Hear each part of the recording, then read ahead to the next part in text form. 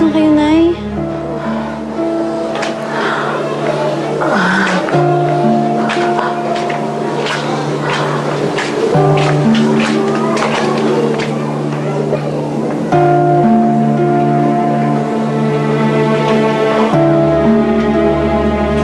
Akala ko ba puso lang ng hayop ang kakainin ninyo? Pasensya na. Wala kasi ako mahanap na asong gala kagabi. At saka masamang tao naman yung biniktima ko. Hold up it. Niligtas ko naman yung biniktima niyang babae. Daday lang pa kayo. Ate, ano ba? Tumigil ka nga! Paano kung magsalita yung babae, ha? Paano kayo nakakasigurong wala siyang ibang sinabihan? Sa lahat kasi ng manananggal, kayo ang superhero.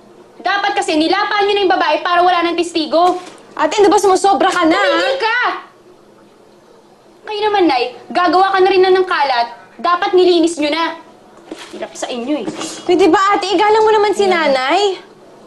Tama naman ang ate mo. Patawarin niyo na. Hindi na ito mauulit. Dapat lang.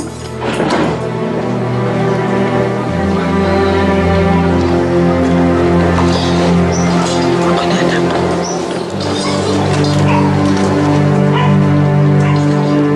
Ate, may balita ako sa'yo. ano na naman Alam mo ba, dati isipin mo, aso, pusa, tsaka kambing. Yun lang naman yung mga natatagpuan dinukutan ng puso. Tapos ngayon, pati tao na din. Naku! Sabi ko naman sa'yo eh. May manananggal dito sa atin. Oo. Alam mo, siguro hindi na nakatiis.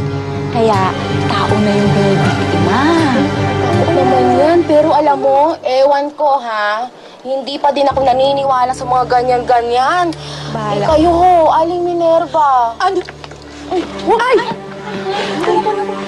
Naku, mukhang biglang natakot si Aling Minerva. Kaya siguro naniniwala yan. Ano ho, Aling Minerva? Naniniwala ka? Naniniwala ko kayo. Oo.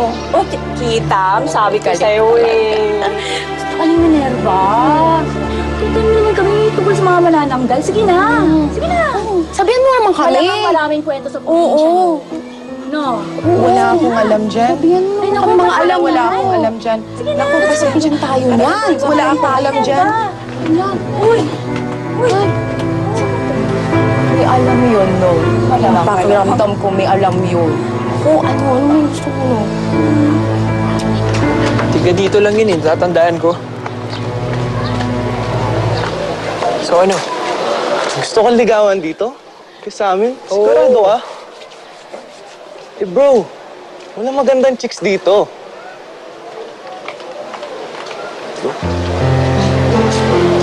Bro, siya nga. Ah! Si Diana. Pinakamagandang babae dito, bro. Uy, tulungan mo naman ako manligaw sa kanya. Oo ba? Sige, bro. Promise yan, ha? Promise. Gusto papainom ka, ah. Ang ganda niya kasi. Ang balikan natin mamayang gabi, bro. Magandang gabi, Diana. Gusto nga palang manligaw ng kaibigan ko.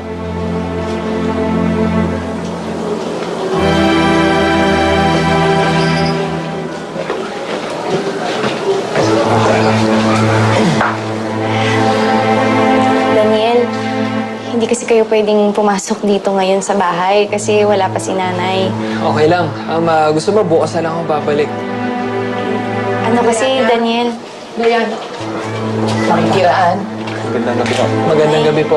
Magandang gabi, iho. Ako nga po pala si Daniel Fulgencio. Nandito po ako para magpaalam kung pwede pong ligawan ng anak niyo. Naku, masyado pambata ang anak ko. Malinis po ang intensyon ko sa kanya. Hindi ko naman kini-question ang intention mo. Pinoprotektahan ko lang ang anak ko.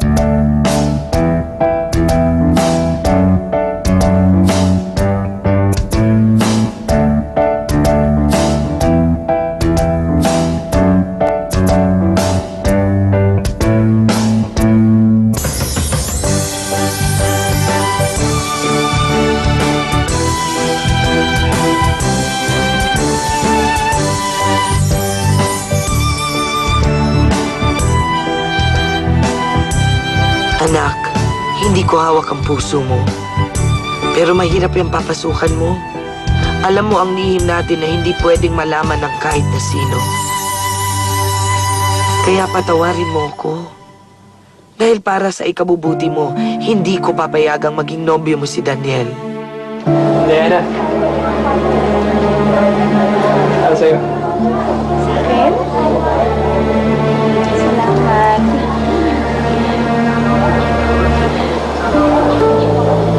Salamat, ah.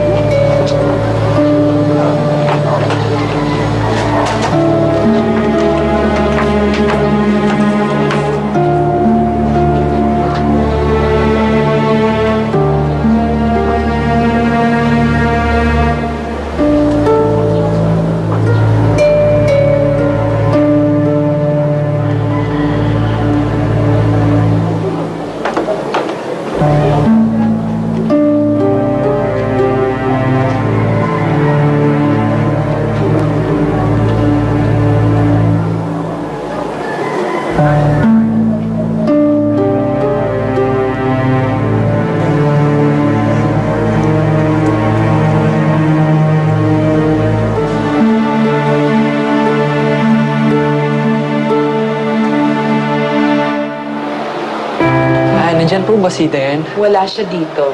Alam ko po, nakakaabala ko pero... Hindi, pasensya na lang. Wala siya dito.